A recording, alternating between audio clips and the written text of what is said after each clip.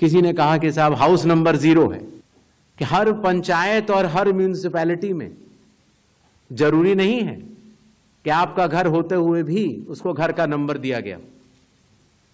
तो चुनाव आयोग जो कि एक एक मतदाता को ढूंढ कर उसका वोट डलवाता है। आपको पता है अरुणाचल प्रदेश का एक गांव है मालेगांव, जहां सिर्फ एक मतदाता बहन के लिए पूरा चुनाव आयोग 2 दिन तक ट्रैकिंग करके जाता है और उनका वोट लेके आता है। वही चुनाव आयोग जो गिर फॉरेस्ट के पीछे एक महंत हैं, उनके लिए 1.5 दिन की ट्रैकिंग करने जाता है, पूरा वोट बूथ बनाता है और वोट लेके आता है। उस कर्मठता से, और आज से नहीं 75 सालों से उस विरासत से, कर्मठता से कार्य करने वाले चुनाव आयोग के ऊपर अगर निराधार आरोप आप मतदाता सूची और मतदान को मिला के और जनता के सामने अगर ये कहें कि चोरी हो रही है तो ये गलत बात है। कई लोगों के पास घर नहीं होता लेकिन उसका नाम भी मतदाता सूची में होता है, और उसका पता क्या दिया जाता है?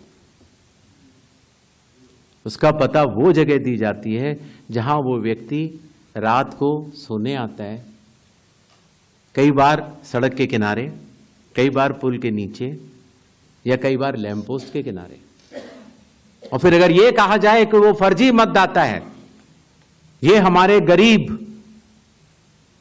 मतदाताओं, बहनों, भाइयों और बुजुर्गों के साथ एक बहुत बड़ा खिलवाड़ है।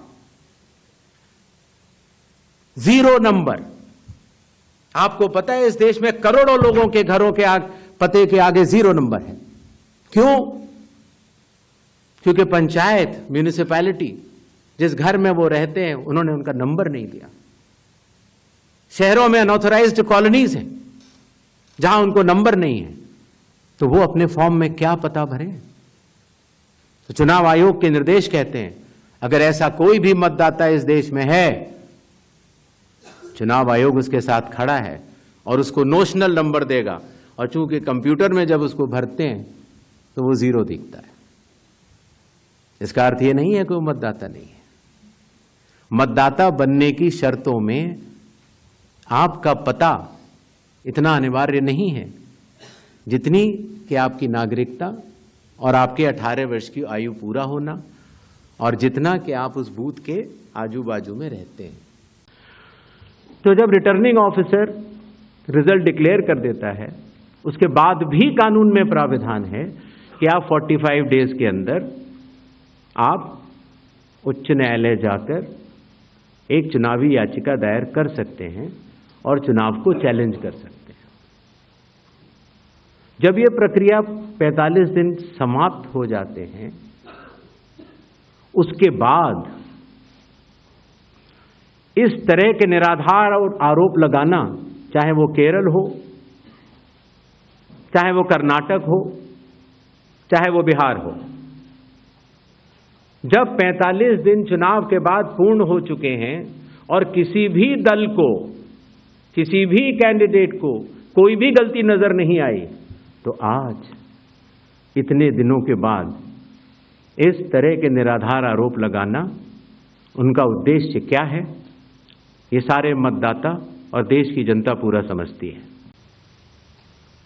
कुछ मतदाताओं द्वारा दोहरे मतदान के आरोप लगाए गए, सबूत मांगने पर जवाब नहीं मिला। ऐसे मिथ्या आरोपों से न तो चुनाव आयोग डरता है और न ही कोई मतदाता। जब चुनाव आयोग के कंधे पर बंदूक रखकर भारत के मतदाताओं को निशाना बनाकर राजनीति की जा रही हो, तो आज चुनाव आयोग सबको स्पष्ट करना चाहता है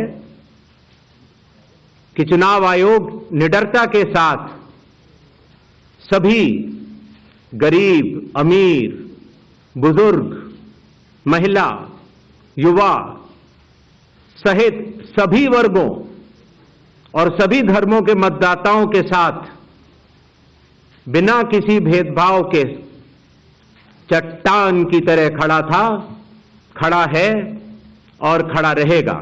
लोकसभा के चुनाव की प्रक्रिया में 1 करोड़ से भी अधिक कर्मचारी, 10 लाख से भी अधिक बूथ लेवल एजेंट्स, 20 लाख से भी अधिक प्रत्याशियों के पोलिंग एजेंट्स चुनाव के लिए कार्य करते हैं। इतने सारे लोगों के समक्ष इतनी पारदर्शी प्रक्रिया में क्या कोई भी मतदाता वोट की चोरी कर सकता है? हमने कुछ दिन पहले देखा कि कई मतदाताओं की फोटो उनकी अनुमति के बिना मीडिया के समक्ष रखी गई, उनके ऊपर आरोप लगाए गए, उनका इस्तेमाल किया गया।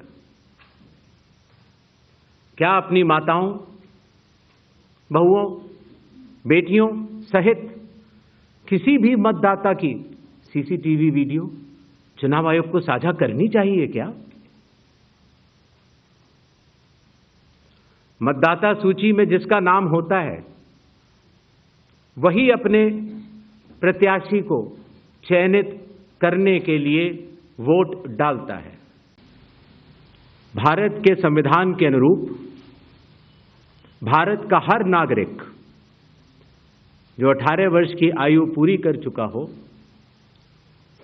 उसे मतदाता अवश्य बनना चाहिए और मतदान भी अवश्य करना चाहिए। आप सभी जानते हैं कि कानून के अनुरूप हर राजनीतिक दल का जन्म चुनाव आयोग में रजिस्ट्रेशन से ही होता है। तो फिर चुनाव आयोग उन्हीं राजनीतिक दलों में भेदभाव कैसे कर सकता है? चुनाव आयोग के लिए न तो कोई विपक्ष है, न तो कोई पक्ष है, सब समकक्ष हैं। चाहे किसी भी राजनीतिक दल का कोई भी हो, चुनाव आयोग अपने संवैधानिक कर्तव्य से पीछे नहीं हटेगा।